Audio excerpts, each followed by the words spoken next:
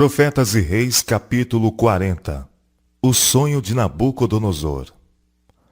Logo depois que Daniel e seus companheiros entraram no serviço do rei de Babilônia, ocorreram acontecimentos que revelaram a uma nação idólatra o poder e a fidelidade do Deus de Israel. Nabucodonosor teve um sonho singular, pelo qual seu espírito se perturbou e passou-se-lhe o seu sono. Mas, embora a mente do rei estivesse profundamente impressionada, foi-lhe impossível, quando despertou, recordar as particularidades. Em sua perplexidade, Nabucodonosor reuniu seus sábios, os magos e os astrólogos, e os encantadores e os caldeus, e pediu-lhes auxílio. «Tive um sonho», disse ele, «e para saber o sonho está perturbado o meu espírito». Com esta declaração da sua perplexidade, exigiu deles que lhe revelassem o que poderia trazer-lhe tranquilidade à mente. A isto, os sábios responderam: Ó rei, vive eternamente. Dize o sonho a teus servos, e daremos a interpretação. Não satisfeito com uma resposta evasiva e desconfiado porque, a despeito de suas pretensiosas afirmações de poderem revelar os segredos dos homens, eles pareciam, não obstante, indispostos em prestar-lhe auxílio. O rei ordenou a seus sábios com promessas de riqueza e honrarias, ou, por outro lado, de ameaças de morte, que lhe dissessem não apenas a interpretação do sonho, mas o próprio sonho. «O que me foi escapado», disse ele. «Se não me fizerdes saber o sonho e a sua interpretação, sereis despedaçados, e as vossas casas serão feitas um monturo.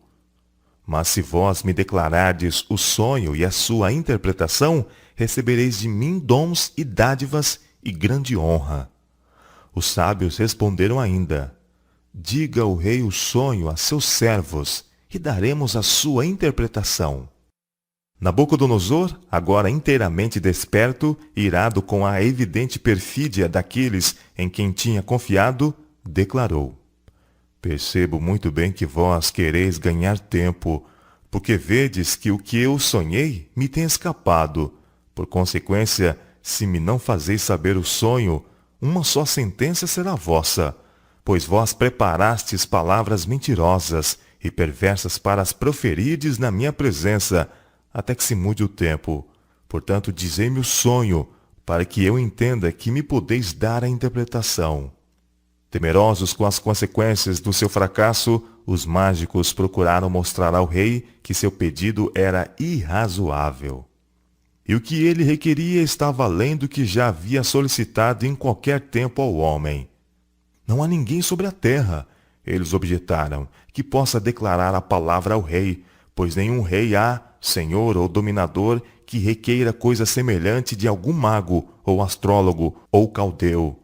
Porquanto a coisa que o rei requer é difícil, e ninguém há que a possa declarar diante do rei, senão os deuses, cuja morada não é com a carne». Então o rei muito se irou e enfureceu, e ordenou que matassem a todos os sábios de Babilônia.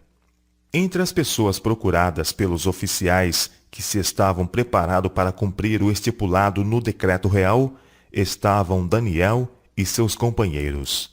Quando informados que, de acordo com o decreto, também eles deviam morrer, Daniel inquiriu de Arioque, capitão da guarda do rei, avisada e prudentemente: «Por que se apressa tanto o mandado da parte do rei?»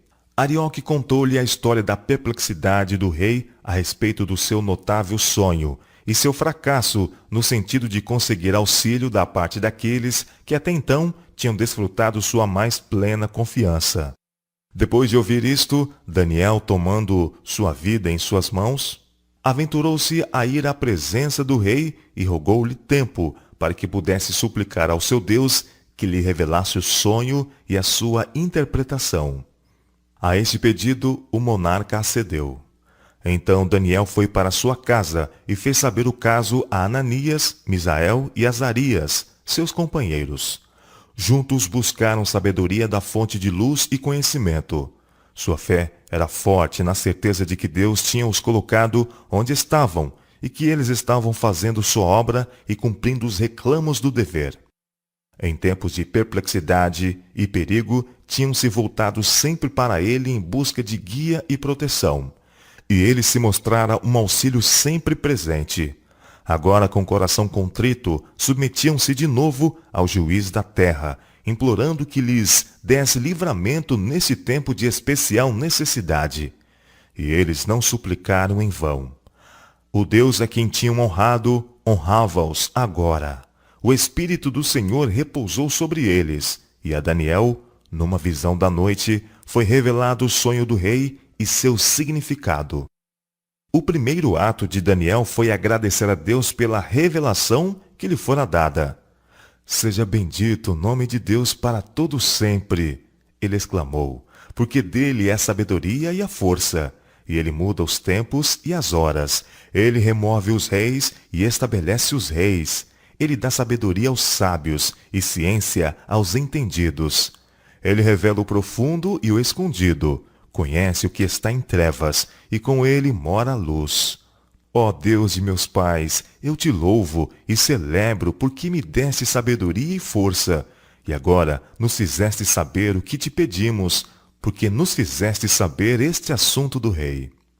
Dirigindo-se imediatamente a Arioque, a quem o rei tinha ordenado destruir os sábios, Daniel disse: Não mate os sábios de Babilônia. Introduze-me na presença do rei e darei ao rei a interpretação.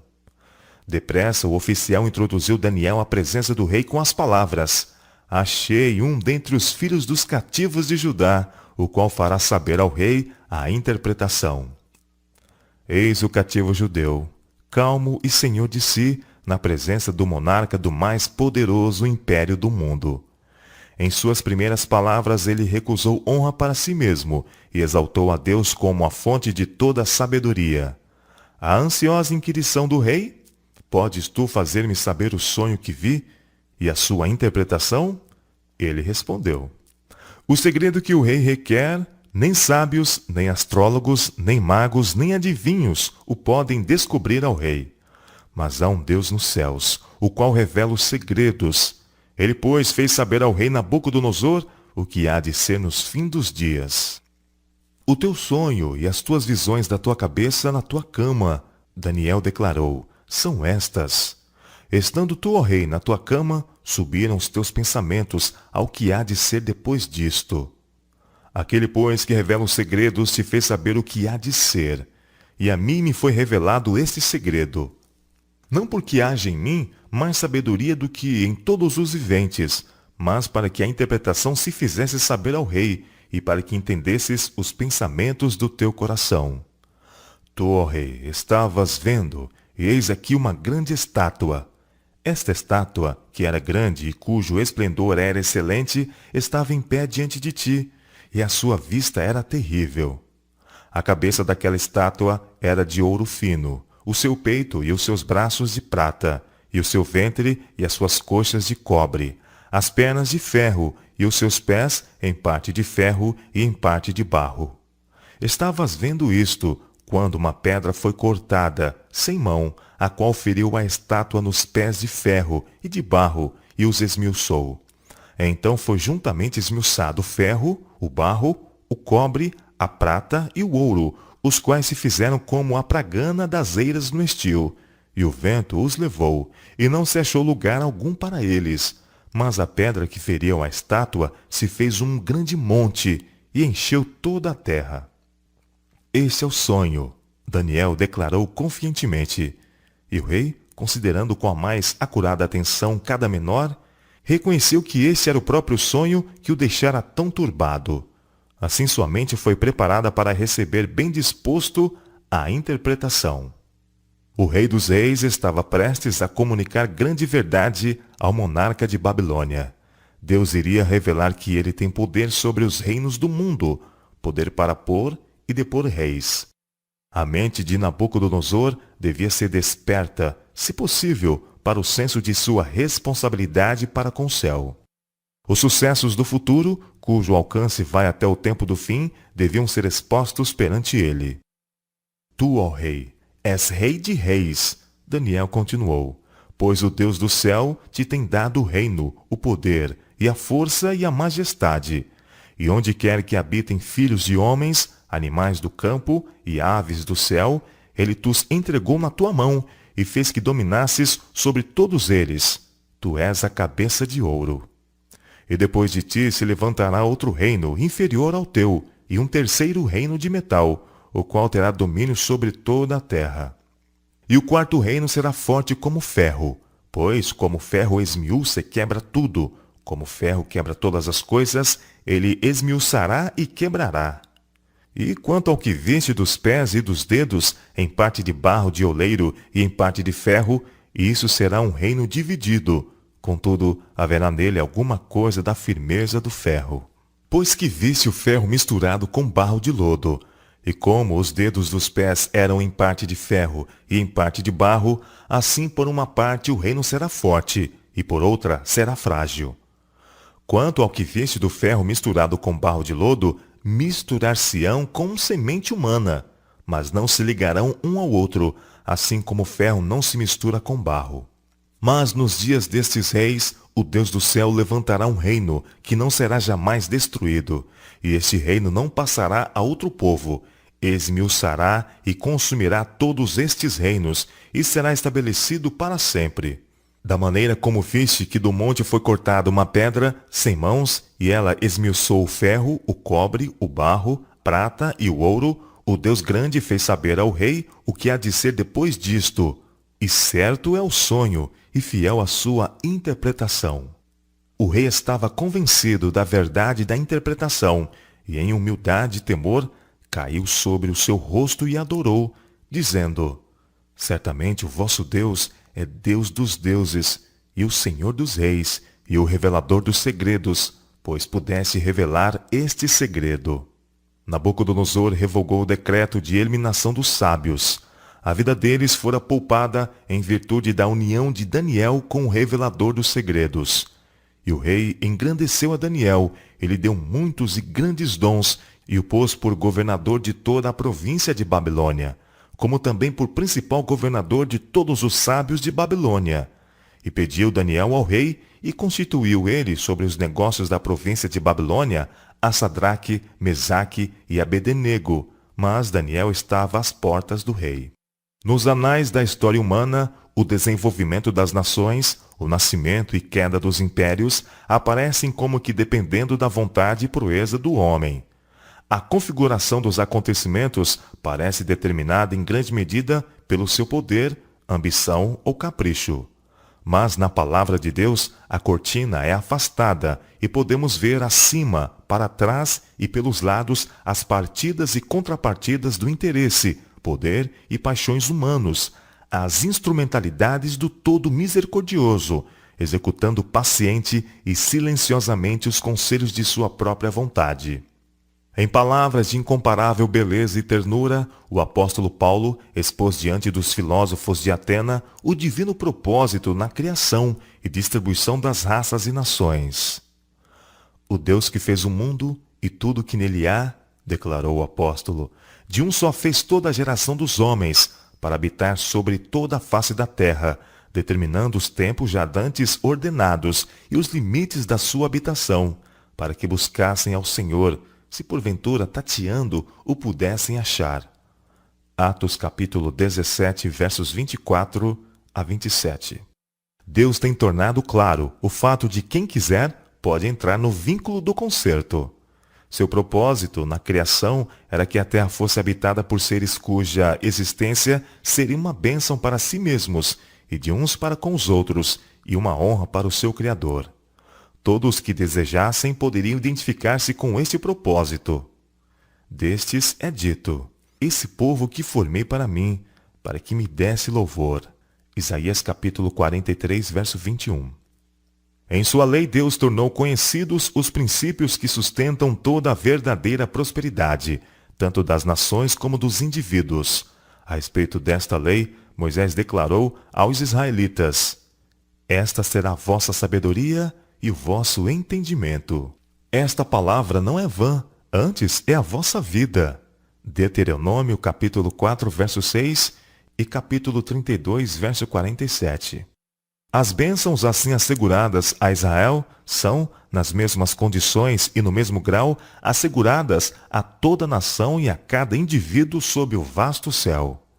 Centenas de anos antes que certas nações viessem ao cenário da ação, o onisciente lançou um olhar para os séculos por vir e predisse o surgimento e queda dos reinos universais. Deus declarou a Nabucodonosor que o reino de Babilônia devia cair, e um segundo rei surgiria, o qual também teria o seu período de prova. Deixando de exaltar o verdadeiro Deus, sua glória seria abatida, e um terceiro reino lhe ocuparia o lugar. Este também passaria, e um quarto, forte como ferro, submeteria as nações do mundo. Tivessem os reis de Babilônia, o mais rico de todos os reinos terrestres, conservado sempre diante de si o temor de Jeová, e ter-lhes iam sido dados sabedoria e força, que os manteriam ligados a ele, conservando-os fortes. Mas eles fizeram de Deus seu refúgio somente quando em angústia e perplexidade. Em tais ocasiões, não encontrando auxílio em seus grandes homens, buscavam-no de homens como Daniel. Homens que, sabiam eles, honravam ao Deus vivo e eram por ele honrados. A esses homens, eles apelavam para que deslindassem os mistérios da providência, pois embora os senhores da orgulhosa Babilônia fossem homens do mais alto intelecto, tinham se afastado tanto de Deus pela transgressão que não podiam compreender as revelações e as advertências a eles dadas com referência ao futuro. Na história das nações, o estudante da palavra de Deus pode contemplar o cumprimento literal da profecia divina. Babilônia, fragmentada e por fim quebrantada, passou porque em sua prosperidade seus governantes tinham se considerado independentes de Deus, atribuindo a glória do seu reino a consecuções humanas. O domínio medo-persa foi visitado pela ira do céu, porque nele a lei de Deus tinha sido calcada a pés. O temor do Senhor não encontrou lugar no coração da grande maioria do povo. Prevaleciam a impiedade, a blasfêmia e a corrupção. Os reis que se seguiram foram ainda vis e corruptos e desceram cada vez mais na escala da dignidade moral. O poder exercido por todos os governantes da terra é concedido pelo céu, e seu sucesso depende do uso que fizerem dessa concessão. A cada um a palavra do divino vigia é: eu te cingirei, ainda que tu não me conheças. Isaías capítulo 45, verso 5. E a cada um as palavras ditas a Nabucodonosor no passado representam a lição da vida. Desfaze os teus pecados pela justiça e as tuas iniquidades usando de misericórdia com os pobres, se prolongar a tua tranquilidade. Daniel capítulo 4, verso 27. Compreender estas coisas, isto é, que a justiça exalta as nações, que com justiça se estabelece o trono e com benignidade ele se sustém, reconhecer a operação desses princípios na manifestação de seu poder, que remove os reis e estabelece os reis, reconhecer isto é compreender a filosofia da história. Na palavra de Deus, unicamente, é isto claramente estabelecido. Nela se nos mostra que a força tanto das nações como dos indivíduos não se encontra nas oportunidades ou facilidades que parecem torná-los invencíveis, nem na sua alardeada grandeza. Esta é medida pela fidelidade com que eles cumprem o propósito de Deus.